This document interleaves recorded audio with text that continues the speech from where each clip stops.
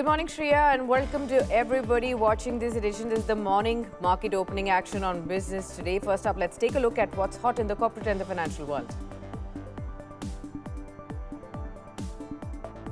Tariff D-Day today. The US Supreme Court has listed today as an opinion day in the Trump global tariffs case. Markets are watching closely for clarity on the legality of duties and presidential trade powers. Export-oriented, tariff-sensitive stocks like Gokaldas Exports, Avanti Feeds will be in focus.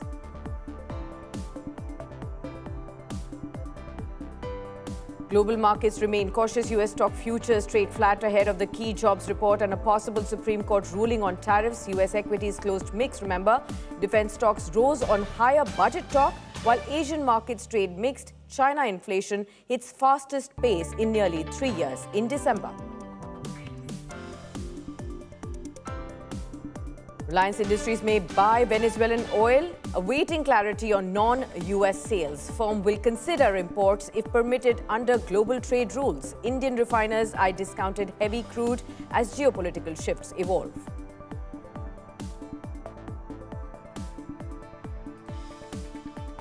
Amid strong investor interest, Coal India and Bharat Coking Coal Limited launches IPO today. The 1,071 crore rupees issue has seen strong green market demand with a price band set at 21 rupees to 23 rupees per share, marking the first PSU IPO of the year and the first main one IPO as well.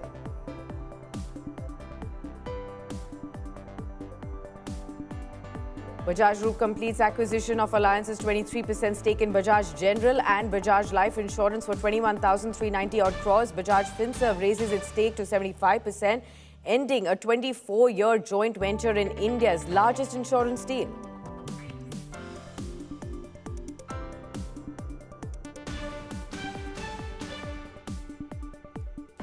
Good morning to all our viewers. Straight away, let me go across to my colleague Shail Bhatnagar, who's joining in to give us the morning opening action as far as the trade settled is there in the pre-open trade. Warm welcome to you. Good morning to you, Shail, and good to have you with us. Well, the trade setup seems mixed with the US softer, Asian markets mixed absolutely. What are the trends telling you in the morning trading action today?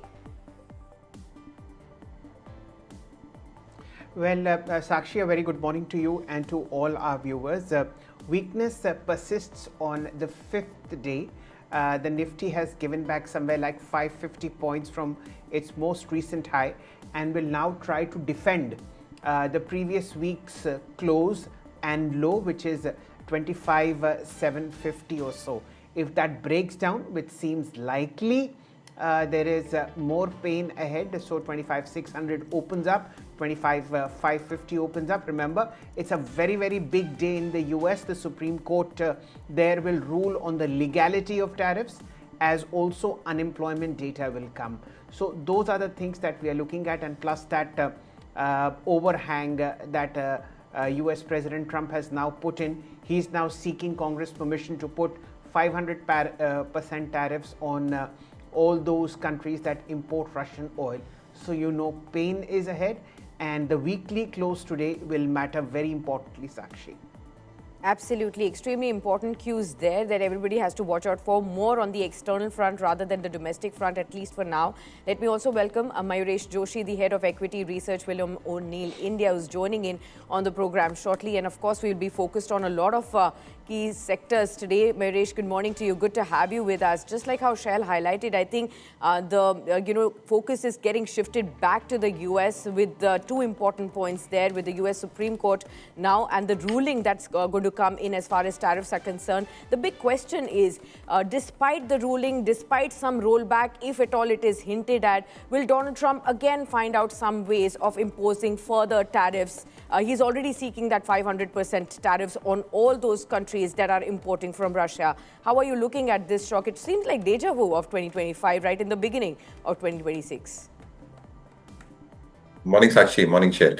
No, I think this has again become an overhang for the markets, and you never really know what Trump will think, decide, act, and do. So I think in all these aspects, it's really unclear on how the president thinks, and therefore I think the markets have probably reacted yesterday. They might just take it in its stride today unless something is authenticated on this front, because it just does not make any logical sense, and the rationale for having 500% tariff done I think the trade will stop completely for any countries which probably have that kind of a tariff imposition done on them. So I think it's more a rhetoric in terms of ensuring that you come on the table and finish the trade deal fast, or negotiate fast in terms of whatever is pending on the table as well. So again, markets have largely taken in their stride. I think it's a wait and watch for the markets now whether this happens or not. Absolutely. Shail, could you help us identify the key stocks within the export-oriented sectors? How are they doing at this point in time? Yesterday, there was a sharp fall on Gokaldas Exports. Is it likely to face the pain even today? Sakshi, I think there is a very serious pause in buying. So in any case, there is no buying support in the market. So levels really don't matter. The most crucial ruling is what the US Supreme Court will come out today. Let's wait for it. 4 दिन हम लोगों ने इतने बुरे निकाले हैं. Another 3-4 hours really don't matter. But candidates such as HDFC Bank are coming up for shorting opportunities on charts. So that's painful. Look at Reliance, look at ITC. They are not showing any signs of recovery. So, it's best to stay away. And if you really want to deploy money, I would still suggest go for a large cap fund. This is not the time to, put fresh money in the market. It's really painful out there. Absolutely. We could be looking at a breach below 25,850 right when we open today, and that's what is getting indicated on the Nifty. But Mayuresh, to understand from you, IT stocks, the export-oriented stocks, would you largely stay away from these spaces right now? So actually, I think I've always maintained my stance, specifically when it comes to IT, that large cap IT from a valuation matrix reasonable compared to mid cap. But again, looking at all the parameters that we probably decipher, order flows, pricing, constant currency growth, margin performance, I think mid cap probably stands out to be a tad bit better on that front. And therefore, mid cap selectively preferred over large cap, as always maintained. The export oriented stocks at this juncture, which are exposed to the US market or globally as well, which is textiles, gems and jewelry, your shrimp feed makers, and so on and so forth. I think they might still feel some element of pain. So I think it's a better strategy to be very stock specific in these markets. Okay. What about the gems and jewelry space? You touched upon it, but these jewelry related stocks, they had started to move up in the last couple of sessions on the back of the Titan numbers that they saw, and they were cheering that business update, looking at how this tailwind of higher gold prices may have led to value-led growth among all of them in Q3. How would you look at that? Because this space again is going to be facing any kind of wrath in case there is a negative move on the tariffs front. Yet again, they contribute higher to exports there. No, so I think the bullion makers are largely domestic oriented. I think will not feel the pain. I think it's more the issues in terms of the export oriented jewelers are probably looking at the of things. Secondly, I think with elevated gold prices, obviously, I think, and the wedding season expected to start again from Jan 14th, well and truly over the next month and a half, you will see improvement happen in terms of wedding jewelry, studded jewelry, etc. Lab-grown diamonds has become a threat to the industry, so I think they're competing that by introducing their own sub-brands to a certain extent. But our own sense is that with whatever is happening geopolitically, gold and silver will continue to remain the levels at which they are, and therefore gold financiers might actually have a better run than the bullion makers. Okay. Fair point. Shail, 1 minute to go before the markets open. Any key other spaces that you are watching out for today? Sakshi, I'm very happily looking at the cool-off that's happening in the metal space. It gets you an opportunity to get back into stocks that are making record highs. So, Hindalco, National Aluminium, Muthoot Finance, Manappuram. Okay, so the metal space is clearly going to be in focus yet again. 11,110 right now at this point in time, about 0.3% lower in trade. So softness, and we just have about half a minute to go before the markets open in trade. Viewers, we are also be looking at, so 9 seconds there for you on your screens. We'll be focusing on, I think, 25,840, about 36 points lower is where we're going to be starting. That's what is getting an indication. Yes, we have a 25,870. So we are flattish and we're turning green, and that's a sign sign of relief coming in on the Nifty. 25,883. Some buying emerging right at the first tick on the Nifty. Look at the Nifty Bank, flat with a positive bias yet again. 59,696 on the Nifty Bank as we are looking at right now. Look at the IT stocks. There's a bounce there, 0.4% higher, 38,068. At least some buying emerging right at the beginning of the session today. FMCG slightly lower when we look at the sector. Pharma also just flat with a positive bias at this point in time. I think it's metals again that Shail pointed out. That's also shining bright, 0.3% higher now. PSU banks is another one that's pulling up into the green. Mid-cap stocks are also trying to pull up themselves. Pharma stocks just about flat right now, but where is the pain? Real estate, FMCG, private banks, these are the three sectors that are still in pain, but there are some sectors that are trying to pull up right in the opening session. Let me look at the top Nifty movers at this point in time. You have ONGC, 1.3% higher, HCL Tech. You also have Bharat Electronics, 1.2% higher in trade. Tech Mahindra, Power Grid, and also BEL. These are all the stocks that are up and about in trade as far as the Nifty is concerned. 25,900 back on the Nifty. Let me look at the laggards. Adani Ports is down. ICICI Bank, Eternal, Trent, NTPC. These are the top laggards as far as the Nifty is concerned at this point in time. Shail, what is the clear trend that you're looking at in the market opening right now? Sakshi, I think there's a bit of short covering after 4 successive days of selling. But look at just the broader market, 935 shares in the green. Only 935 shares in the green versus 1200 in the red. So easy first step for bears as far as Friday is concerned. Let's hope that we close in the green and there's a bit of short covering. But I'd be really very cautious in terms of leads. It's the Nifty IT index 0.7% higher, but it lost 800 points yesterday, 2 percentage point down yesterday. So a bit of a short covering there.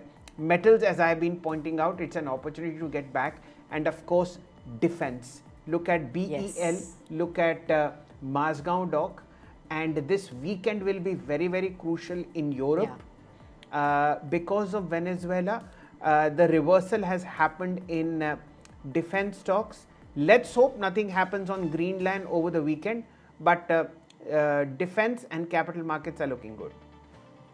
Defense clearly looking good, 1.2% higher for the index. Remember, this is global phenomenon that we are seeing. Even in the US markets, we saw the defense stocks surge in trade after the higher budgetary announcements that were being seen from Donald Trump. Defense stocks already had started to pick up pace in the last week of December, and we are seeing that continued move even right now. Mayuresh, is this a safe space to be in? And in the run-up to the budget, do you think there's a lot more rally that one can tap onto? So from a budgetary perspective, Sakshi, I think the allocations are definitely going to be higher than what we've probably seen last year. And therefore, I think with higher allocations happening for the sector as a whole, expectations in terms of more orders coming their way seems to be a base case scenario. The more plausible analysis that one can have in terms of how numbers will play out over the next few quarters, I think it should be pretty decent because of revenue visibility that they've got, the margins that these orders have come through, and these companies are executing well. Obviously, I think geopolitics and our own issues that keep on cropping up with our neighbors keep defense stocks probably in focus, and therefore I think structurally, I think there is a story, a long-term story with defense stocks. Some stocks are extended as we see it in markets with India in terms of our rating rankings parameters. But anybody holding can hold on because over a longer period of time, I think it's a good structural story in the Indian context. Okay. Any key favorites there within the defense pack that you'd like to highlight? Is it the shipping stocks? Is it HAL, BL? How are you looking at navigating through? No, so I think a stock like Sorry for that. No, a stock like BEL, I think, can continue doing well. It has been in momentum. It has strong tailwinds to it as well. Shipbuilders might remain in focus, as I said. But again, HAL, long-term contracts, they've also got the O&M contracts related to that. So I think it's a perennial annuity contract that gets built in once I think the initial setup probably happens, which is also incrementally positive in terms of the facilities and the operating efficiencies and the performance that the stock can make. Fair point. Let's shift focus to the metal space that Shail was pointing out. And now we have JSW Steel Q3 update that's just come in on your screens, viewers. This is as far as the India operations are concerned. The crude steel production is down by 5% on a sequential basis. That's quarter on quarter. However, it is up by 7% year on year at 7.28 million tons. We're also looking at consolidated crude steel production that's down by 5% sequentially, but 6% higher on a year-on-year basis at 7.48 million tons. The capacity utilization for Indian operations for the quarter, including the Blast Furnace 3 capacity, was at 85%. We're looking at the Blast Furnace 3 at Vijayanagar, expected to be commissioned by the end of Q4 FY26 is what the clear indication is coming in. The stock is moved up slightly, just about 0.1% higher, and that's the Q3 business update that's coming in from JSW Steel. Mayuresh, coming to you, the metal space at large, the business updates that we are getting, the tailwind that was being seen up until now, how are you going to be playing all of this right now? So I think it all started with the base metals, Sakshi. I think gold, Yes. silver, copper, zinc, right? And all the proxy and ancillary stocks, including the likes of in copper, in zinc, moved up quite significantly. Over the past week, since the government has announced safeguard duties, specifically when it comes to the ferrous pack, HRC, CRC, coated steel as an example, the expectations largely getting built in now is for these ferrous players, realizations to start inching upwards. We're already seeing JSW Steel updates that you're seeing. The utilization level has reached up to 85%. There is a high probability if it stays around 80-85 for the sector as a whole, operating efficiencies start kicking in. Input costs have largely remained stable. There is a lot of integration happening as far as mines are concerned, both in terms of iron ore and coking coal. And therefore, I think expectations in terms of better operating performance reflected on EBITDA on an absolute basis and a reported EBITDA per ton on a relative basis should probably stand out for ferrous players. So at this juncture, I think a large part of the move has happened in base metals, but we remain constructive of the ferrous space as we speak. Fair point. Shail, anything else that caught your attention for 6 minutes, 7 minutes? What else is moving in trade? Well, Sakshi, there is a red mark on Nifty Bank. And you know what's really sad?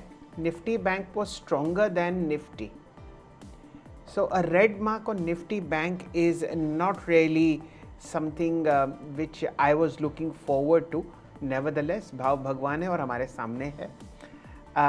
There is HDFC Bank 0.5% down, 941, as I have been pointing out. But if you really want hope, look at Indus Towers, 4% higher. The top traded counter on the National Stock Exchange, 447 for you. That's a bit of a heartening development on the AGR case with Vodafone. So that's the link. Plus BEL doing very well. Mazgaon up 2.5%, and today's crisis is in Elecon Engineering, 12% lower, 13% lower at 436. Sakshi. Mayuresh, on the banks front, the kind of dichotomy you're seeing, PSU banks versus private banks at this point in time, large private banks that have so far been big support to the markets all across in 2025. How are you seeing this play? Is it going to diverge in trend in 2026?